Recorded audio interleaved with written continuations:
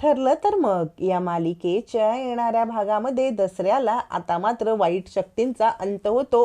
त्याचप्रमाणे दसऱ्याला कपटी कारस्थानी अस्मिताच्या कारस्थानांचा अंत होत आता सत्याचा विजय होणार आहे.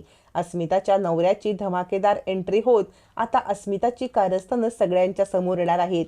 आत्तापर्यंत फक्त सायलीला त्रास देणारी अस्मिता आता या सगळ्यामध्ये अचूक अडकणार आहे आणि पूर्णाजी स्वतः सगळ्यांच्या समोर अस्मिताचं थोबाड फोडत तिची घरातून हकलपट्टी करणार आहे आणि पुन्हा एकदा सायलीमुळे सुभेदारांच्या घरावरती येणारं खूप मोठं संकट टळणार आहे.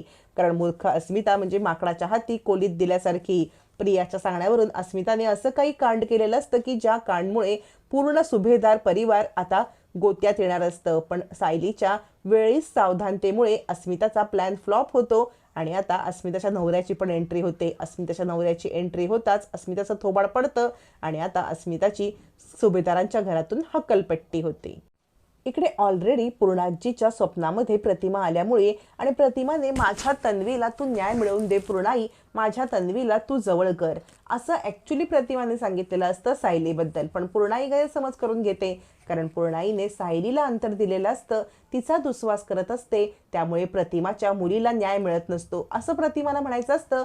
पण इकडे पूर्णाईला वाटतं की प्रियाला आपण न्याय देत नाही आणि त्याच्यातच प्रिया आता नवरात्रीला घरी येऊन पूर्णाजीचे कान भरते आणि म्हणते, पूर्णाई खरंच माझ्या पण स्वप्नात माझी आई आली होती आणि ती मला सांगत होती की सुभेदारांच्या परिवारामध्ये तुझ्या ते अन्याय केलाय, असं म्हणत ती पूर्णाजीचे कान भरते. त्याच वेळेला अस्मिता सांगते, हे बघ प्रिया, आता ह्या दसऱ्याच्या दिवशी आपण ना या सायलीला अद्दल घडवण्यासाठी खूप मोठा प्लॅन करूया.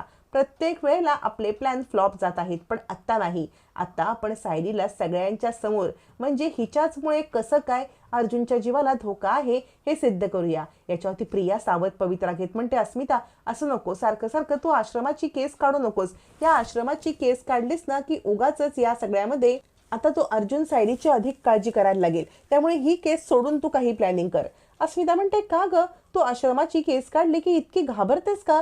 याच्यावरती प्रिया सांगते, अगं तसं नाही, तू सारखी सारखी त्या केसचा विषय काढणार, मग इकडे अर्जुन तिची काळजी करणार, मला नाही आवडत हे सगळं. याच्यावरती अस्मिता म्हणते, अगं तू एवढी घाबरू नकोस, मी बरोबर काय करायचं ते करते. याच्यावरती प्रिया म्हणते, हे बघ अस्मिता, आश्रमाची केस सोडून तू दुसरं काही कर. अस्मिता म्हणते, मग काय करूया?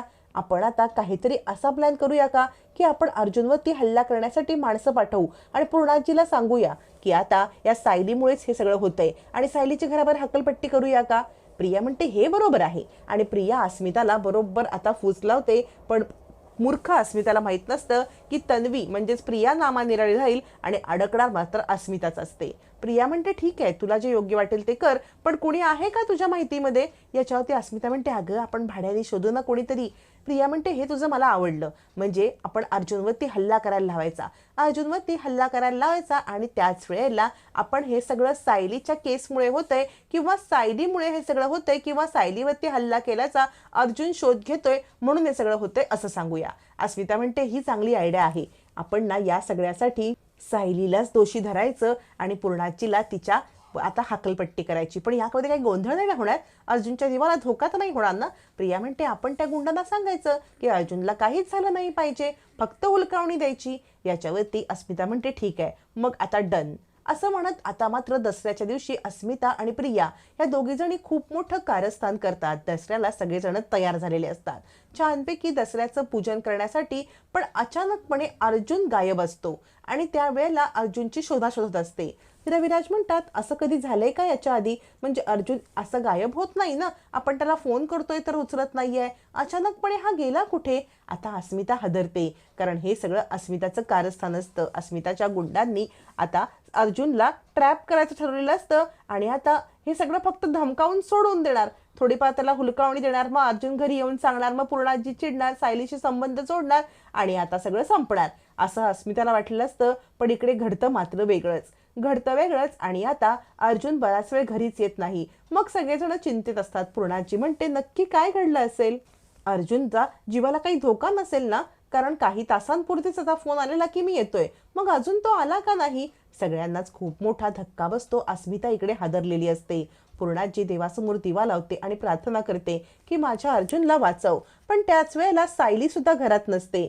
मग आता इकडे अस्मिता विचार करते नक्की काय घडलंय. अश्विन म्हणतो सायली वहिनी कुठे गेलेली आहे.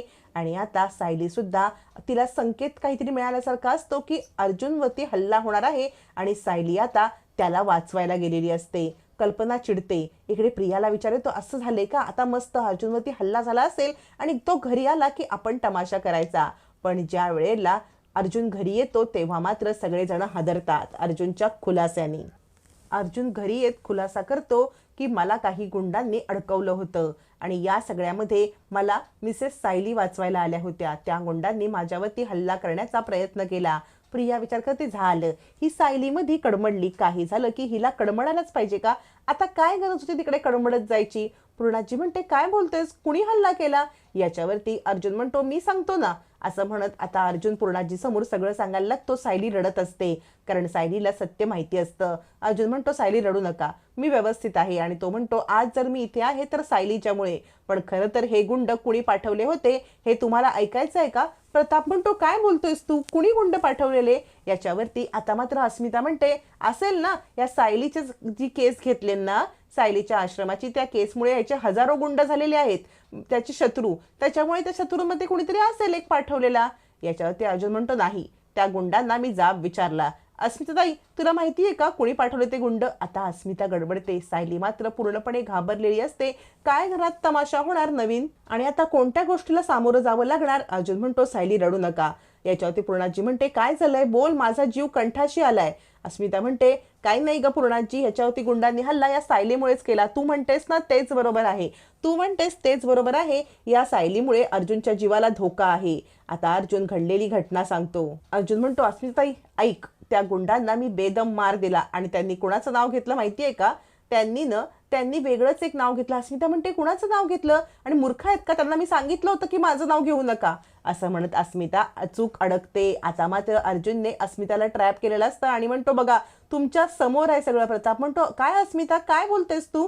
याच्यावरती पूर्णाजी म्हणते नालायक अस्मिता काय केलंस तू, तू स्वतःच्या भावाला मारायला गुंड पाठवलेस. अस्मिता गडबडते. पूर्णाजी खूप चिडते आणि अशाच वेळेला आता मात्र पूर्णाजी अस्मिताच्या एक थोबाडीत देते. आता या सगळ्या कारस्थानामध्ये तन्वी पुन्हा बाजूला राहते. अस्मिता अडकते आणि त्याच्यातच आता अस्मिताच्या नवऱ्याची एंट्री होणार असते आणि अस्मिताच्या नवरा सुद्धा एक भयानक खुलासा करणार असतो. या सगळ्यामध्ये अस्मिता अडकले. पूर्णाजीने थोबाडीत देऊन अस्मिताची हकलपट्टी केले. दसऱ्याला अस्मिताच्या कारस्थानांचा अंत झालाय आणि आता सायलीला न्याय मिळालेला आहे.